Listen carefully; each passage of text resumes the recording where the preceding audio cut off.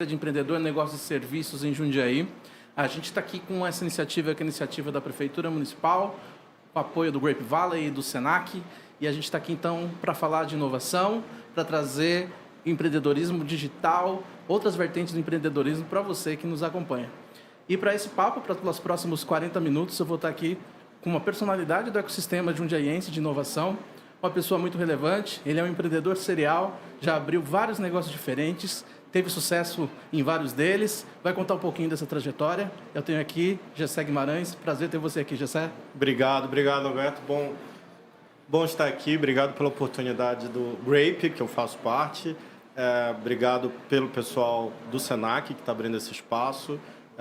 E é uma oportunidade única de trazer inovação e valorizar a inovação na nossa cidade aqui, que é uma grande cidade e está precisando, digamos, acelerar nesse sentido. Né? Nossa, muito legal. E, Gessé, foi muito bom você ter atendido esse nosso convite, porque a gente fala de empreendedorismo e a gente vê que é tão difícil, né? Tão comum, as pessoas abrem um negócio, a perenidade dos negócios ela não é algo muito comum, os negócios morrem cedo, e ainda mais quando se fala de startup, tem uma taxa de mortalidade muito alta. E quando você traz um case, né? Você é um modelo para a gente no que tange a longevidade, a fazer com que um negócio, uma startup, ele passa pelos diversos ciclos, né? Até o momento do exit. E isso é difícil, são poucos exemplos que a gente tem dentro da nossa região e no nosso ecossistema que a gente pode compartilhar essa experiência conosco. Então é muito legal ter você aqui. Então eu já queria começar esse papo, já sabendo um pouquinho de você, de onde você veio, como que foi essa trajetória, pontos importantes que te levaram a estar onde você está hoje com os seus negócios. Tá bom, vamos lá. Eu sou engenheiro de formação e tenho uma carreira aí de mais de 20 anos em universo corporativo. Então eu comecei lá atrás na Volkswagen, onde eu fui trainee, tive a oportunidade de conhecer Brasil, Alemanha. Depois passei uma carreira na Chimeso, depois Warner Bros. No Brasil, no SBT e em algumas consultorias como a WebB. Quando eu efetivamente entrei e decidi ir para o mundo do empreendedorismo, para empreender realmente. E essa transição é uma transição um pouco... no meu caso, ela foi tardia, né? Eu estou com 48 anos, ela veio com 40, 42 anos.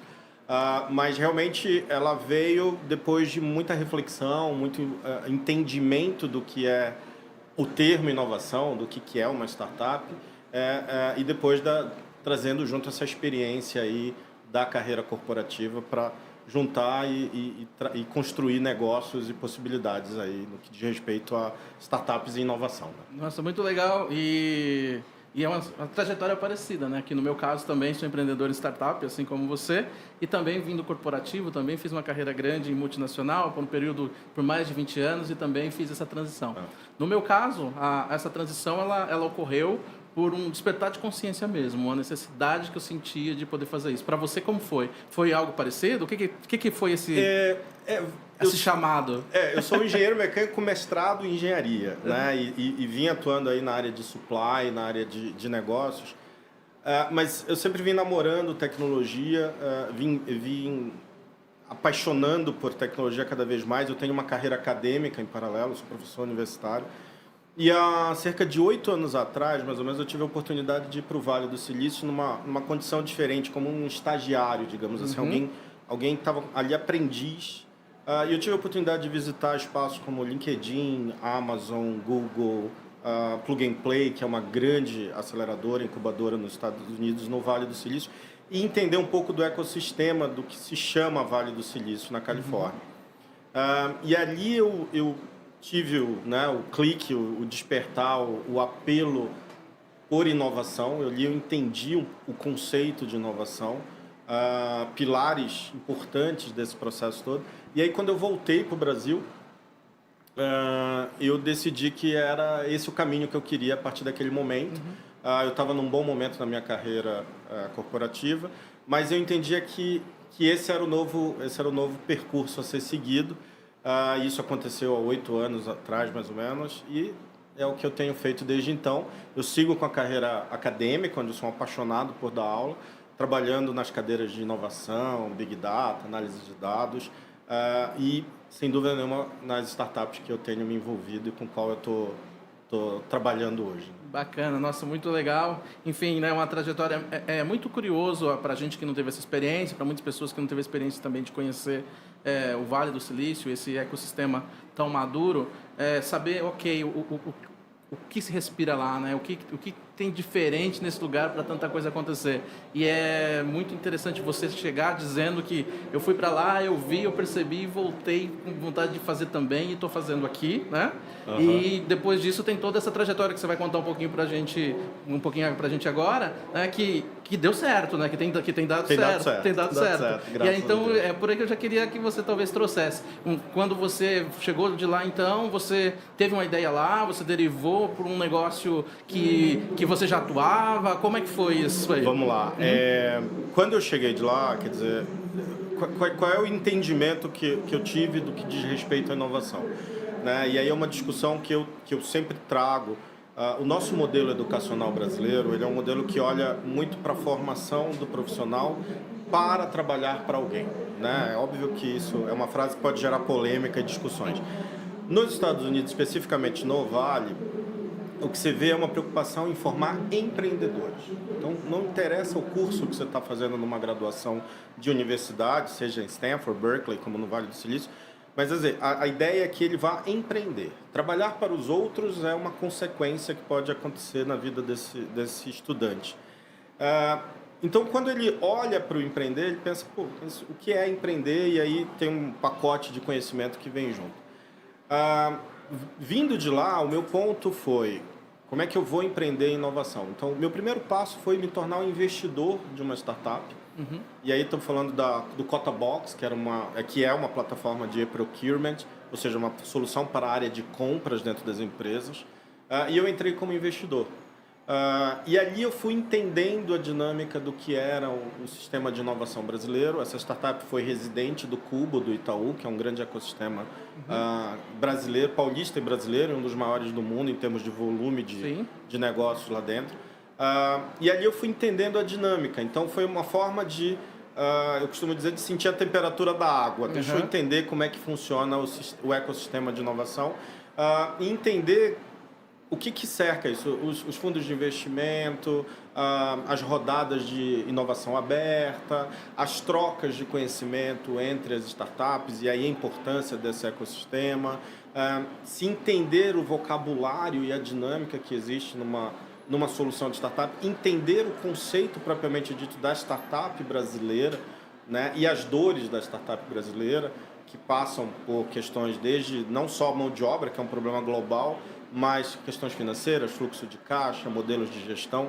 Então, eu comecei como um investidor anjo, ou seja, pequeno investimento numa pequena empresa e vivendo o dia a dia ali da empresa.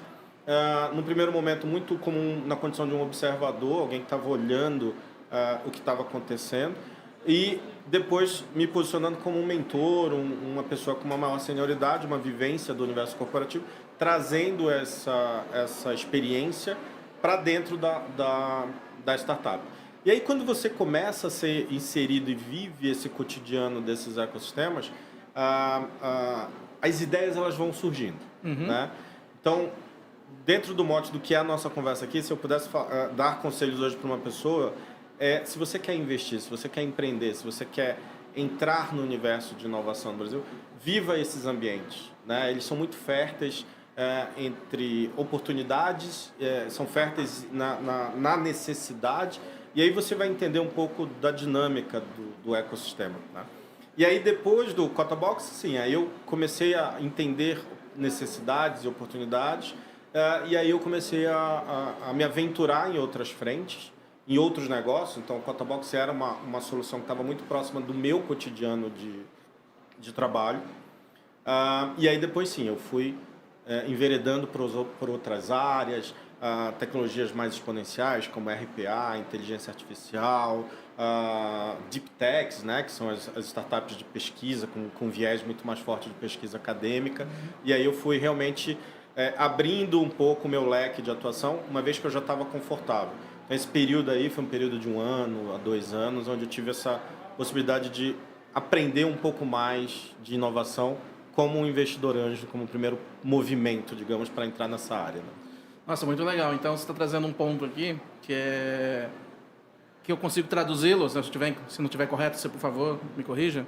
É a proximidade com aquilo que é novo, na busca de conhecimento real, né? Onde ir para o campo, olhar onde o jogo está acontecendo e como efetivamente ele funciona, né? E aí, com isso, colhendo os aprendizados para entender exatamente a hora de entrar em campo, que é muito comum aqui no Brasil, inclusive a causa mortes de muitos negócios, né? É a não preparação do modelo de negócios para entrar em campo. Então, ou seja, o negócio ele é feito de forma meio que por urgência, né? Eu vou fazendo aqui e vou começando e depois lá na frente eu vejo o que acontece, né? E você tá trazendo um exemplo que é justamente o contrário, que é olhar para o sistema, entender como que o jogo está sendo jogado ali, quais são as necessidades, quais são a matéria-prima que movimenta aquele ecossistema para efetivamente conseguir trazer a sua ideia e começar a desenvolver seu próprio negócio. E aí eu queria saber, enfim, depois disso, qual foi a startup que nasceu e como que ela foi e até onde ela chegou, para a gente não... Bom, depois disso eu fui para Easy Tools, que é uma startup de RPA, de hiperautomação, que está aí no mercado também, já há 4 anos. E tem crescido muito, é um mercado bastante interessante. E hoje eu optei por seguir agora com uma startup de educação, que é a Know-How, estou aqui com a camisa, né? E a Know-How por educação é uma startup que nasceu focada nos pilares de educação, olhando muito para a cadeia de suprimento, supply chain, transformação digital, então entender um pouco dessa necessidade, e olhando muito para soft skills, né? E por que olhar educação, né? E por que pensar em um negócio de educação? Transitado desde esse momento do primeiro contato com a área de inovação até agora, o que eu tenho visto? O gap entre o que as empresas estão necessitando e o que as universidades e outros centros estão formando, ele tá cada vez maior, né? E não existe ali uma possibilidade de que a universidade tenha uma mudança tão dinâmica a ponto de reduzir esse distanciamento. Isso não é um problema Brasil, isso é um problema global, né? Se você é conhecido se falar por aí de faltam programadores no mundo, né? Bons programadores têm empregos, mas não é esse o ponto só. Você olha hoje conhecimentos mais simplórios, entre aspas, você já tem dificuldade de mão de obra. Você não tem ninguém formando açougueiro, você não tem pessoas trabalhando com costura. Eu tenho um amigo que trabalha numa grande empresa de construção civil, está difícil arrumar pedreiro, azulejista. Então, e aí, em paralelo a tudo isso, soft skills, qual é a postura, né, que eu preciso do meu colaborador? A gente tem 2 gerações inteiras de profissionais que começaram as suas jornadas profissionais no meio da pandemia, trabalhando em home office. Qual é a dinâmica de trabalho? O que é o ambiente híbrido? O que eu espero desse profissional? O que esse profissional espera da empresa? Então, todas essas interrogações que eu comecei a entender no mercado me motivaram a pensar na Know-How, na educação, como hoje sendo o meu próximo passo nessa área de conhecimento.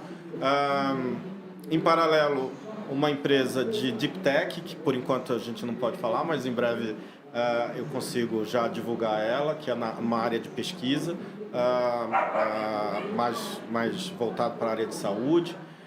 Então, esse é o caminho que eu estou percorrendo, e olhando muito o ecossistema. Quando eu falo ecossistema, eu estou olhando macroeconomia, microeconomia, entendendo a dinâmica social, entendendo relação de empresas, mercado de trabalho.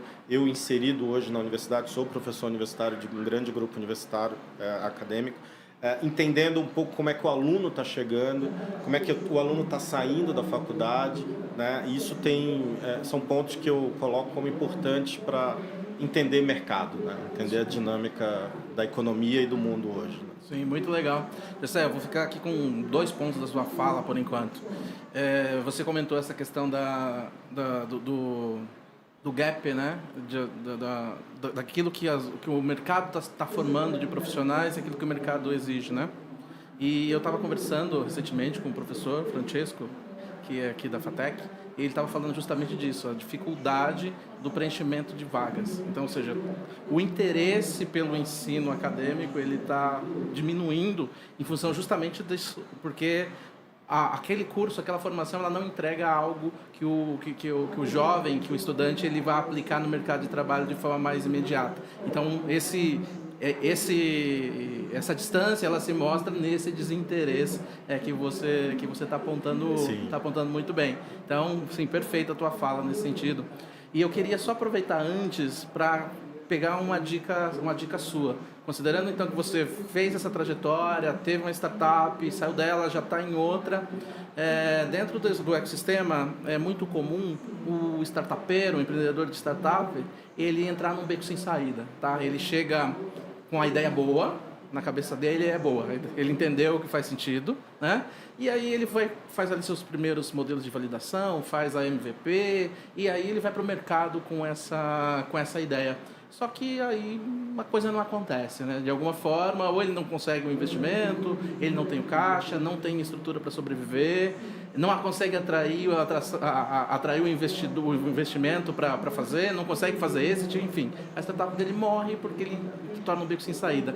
Se você tivesse, não sei, obviamente não tem uma bala de prata, mas qual foi o seu aprendizado, assim? O que não pode faltar para esse empreendedor que está colocando um negócio no mercado agora, para garantir que ele não vai não vai passar pelo mesmo problema?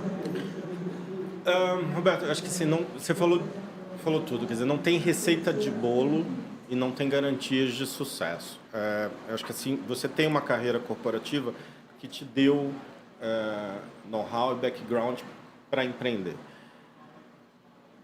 Respondendo a tua pergunta, acho que é fundamental, além de você ter uma boa ideia, realmente você ter conhecimentos sobre gestão de negócio, né? Estamos aqui no espaço com o Senac, grande escola que forma e que dá cursos nessa área. Existem outras escolas no Brasil também. Então, aprofunde-se em gestão. Empreender hoje em startup ou em qualquer negócio demanda do dono da empresa. Gestão de pessoas, gestão financeira, gestão estratégica, gestão de tecnologia. Não dá para fazer uma graduação para cada uma dessas gestões. Mas é importante que você tenha conhecimento. Né? Você tem que ter conhecimento de tudo isso, porque quando você empreende, essa é a demanda que você vai ter. Você está ali, muitas vezes, sozinho, ou com um sócio, ou trabalhando no conceito da garagem, que é aquela imagem das grandes empresas de tecnologia no passado. Então, você está ali acreditando na tua ideia. Então, é importante a validação da ideia, é importante entender o mercado e é importante, antes de você efetivamente criar o negócio, ir até formadores de opinião e tomadores de decisão relevantes e fazer a pergunta: isso é interessante? A minha ideia é relevante? Ela é importante? Você entende que ela tem valor? Né? E as respostas vão vir, né? Podem ser respostas duras, frias, carinhosas, receptivas ou não. Mas é uma construção de visão, né? Você tem que olhar para o mercado antes de empreender e pensar como é que o mercado olha o meu negócio, né? Os americanos têm uma expressão que é Product Market Fit, ou seja, o quanto o meu produto encaixa no mercado. Mas o primeiro ponto é entender o que o mercado espera, né? Muitas startups também tiveram ideias maravilhosas, mas o mercado não queria aquilo. Né? A gente tem uma grande empresa no mercado chamada Google, que criou o Google Glass lá atrás. Não sei, o mercado não queria, ele estava à frente do tempo, ele não está. Apple lançou recentemente também o seu óculos de realidade aumentada. Então, isso também é um erro ou um equívoco que acontecem com as grandes empresas. Só que quando você é pequeno, e com poder aquisitivo e com um montante financeiro limitado... Para investimento limitado, né? É muito importante do ponto de vista interno, você se preparar com conhecimentos, né? Hoje se fala muito, eu esqueci de listar o marketing, então marketing, finanças, gestão de pessoas, você tem que ter uma base ali de conhecimento e entender mercado. Qual é o momento do mercado, né? O mercado hoje é um cenário de juros alto, é um cenário de crise ou não, que lugares são relevantes ou não. Esse entendimento é importante. Fala-se muito, ou romantiza-se muito sobre startup e inovação como algo que eu tenho uma ideia e eu, né, tiro ela do papel e de repente eu virei o novo Facebook ou similar.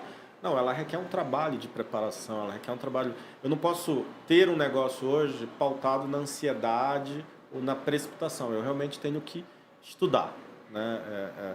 E aí a importância de entender o caminho por meio das universidades. Aí a importância de entender onde existe conhecimento para eu buscar e trazer. Óbvio, edtechs, né, que são as startups de educação, tem muito a oferecer, sem dúvida nenhuma, né? Estou falando, né, como dono de uma, mas existem trilhas que passam por uma fase de aprendizado, de consolidação de conhecimento e de entendimento de mercado. Nossa, muito legal. E o interessante aqui é que você voltou, na minha leitura, no mesmo ponto, né? Quando você foi empreender, chegou com o objetivo de inovar no Brasil e trazer a sua ideia empreender com inovação, né? Você disse, não, eu me aproximei de onde o conhecimento estava para poder testar o jogo e entender o que acontecia ali. Exato. E agora você está trazendo de novo o mesmo ponto, né? Então, que é o empreendedor, né? Ele precisa estar conectado, ele também precisa ir para o ecossistema e entender onde a inovação está acontecendo, se é na universidade, se é na sua cidade, se é um Grape Valley, como a gente tem aqui em Jundiaí, se é um ecossistema de inovação, se é São Paulo, um cubo, um coworking, um hub de inovação.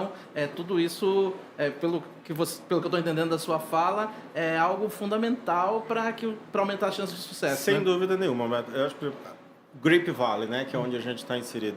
Qual a importância dele? A importância de um empreendedor novo, alguém com a iniciativa, com a ideia, com a predisposição de empreender, ouvir da gente que está ali, eu não estou falando de mim como referência, mas você e muitas outras pessoas com muito mais experiência, dizendo, olha, eu errei nesse caminho, eu acertei dessa forma. Isso encurta, né? Evita sofrimento, encurta caminhos, facilita trilhas, né?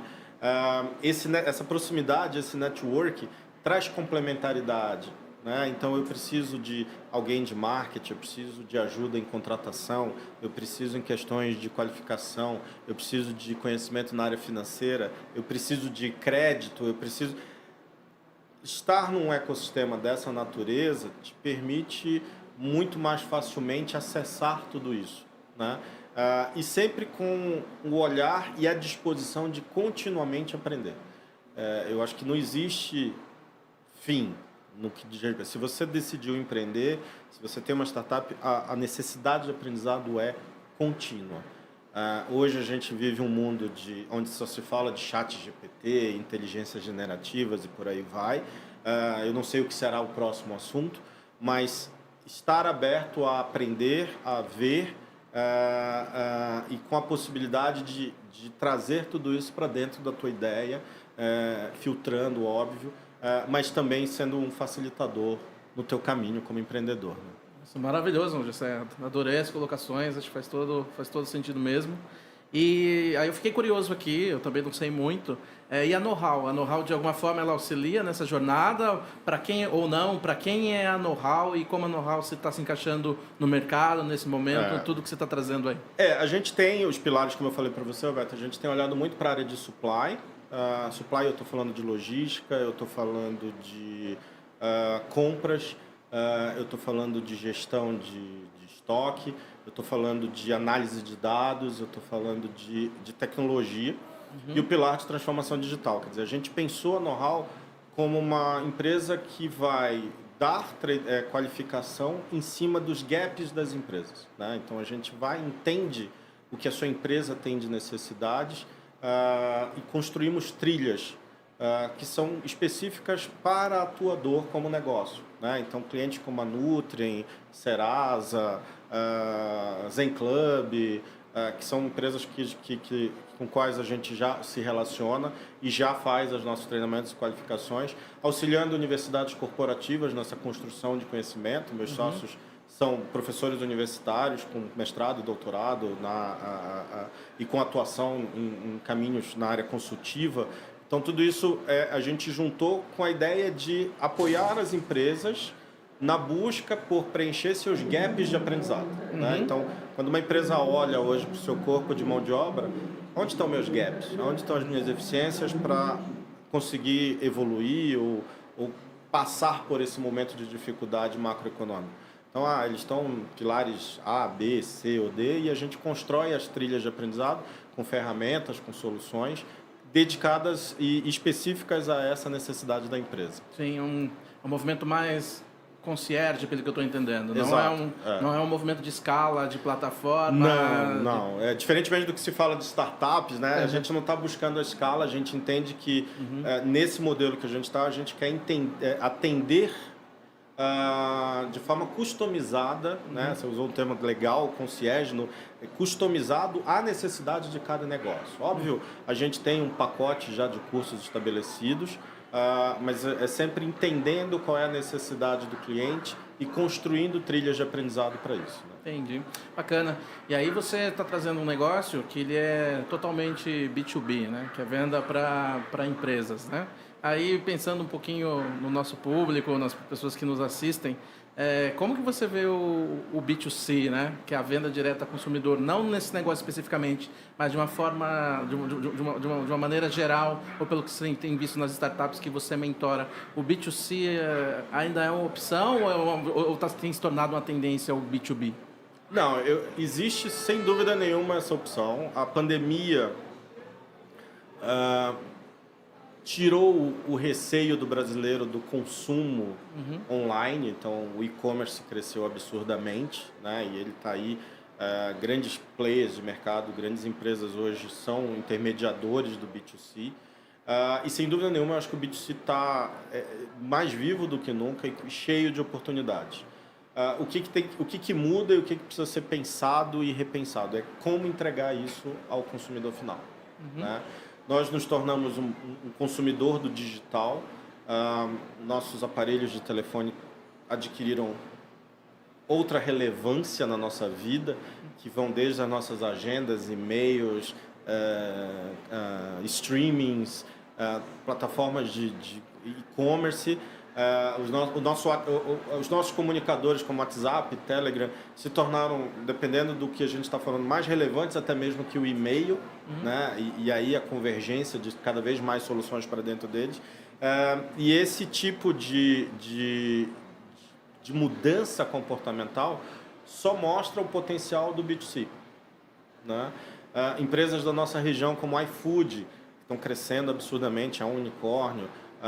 Grandes redes como Mercado Livre, Magazine Luiza, entre tantas outras empresas, têm mostrado a relevância do B2C, né? E no Brasil, a nossa economia está muito pautada em pequenas e médias empresas, pequenas e médias empresas, uma feira dessa natureza que tem uma relevância cada vez maior, porque elas mostram pequenos negócios atingindo o consumidor final. O que muda? O marketing tem sido demandado cada vez mais, as plataformas mudam seus algoritmos numa velocidade muito grande, demandando cada vez mais uma necessidade do nosso lado de aprendizado, de como entregar, de como atingir esse público, de como apresentar os meus produtos e os meus serviços. Então, sim, respondendo a sua pergunta de forma objetiva, o B2C tem muito mercado, ele os serviços, de uma maneira geral, também, e produtos para o consumidor final tem uma gama de possibilidades. Eu acho que exercer criatividade agora para criar, pensar e no meio de oferecer é vital para qualquer negócio nesse momento. Nossa, é muito interessante, né? A gente, dentro do ecossistema, a gente fica olhando e existem ondas, assim, né? Pelo menos eu percebo isso, que tudo fica muito parecido, né? Sempre mais do mesmo, né? é o novo Facebook, é a nova rede social voltada para esse grupo específico, é a rede social da saúde, é a rede social do esporte, é a rede social, enfim, né? Um nicho para aquilo que já foi efetivamente inventado. Aí depois é o iFood, né? Aí tudo vira marketplace. É o marketplace do crédito, é o marketplace da linha branca, enfim, né? De animais. De animais, e assim pet. vai, né? E agora a gente está com todo esse papo de inteligência artificial, que é a bola da vez, né? E aí a gente percebe dentro do ecossistema as pessoas preocupadas, tá? Como que eu coloco inteligência artificial dentro do meu negócio? Porque tem que ter inteligência artificial, porque o investidor ele vai ouvir lá, ele está interessado em inteligência artificial e às vezes isso não tem nem conexão com o negócio, né?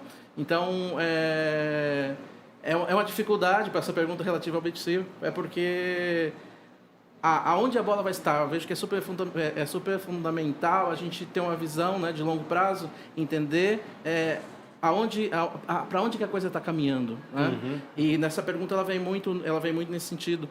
E aí você, quando sai de um modelo de escala, de negócio de escala, e vai para um negócio B2B, né, totalmente concierge, eu estou tentando fazer uma leitura dessa sua opção, né, e entendendo se isso está se tornando uma tendência também ou não.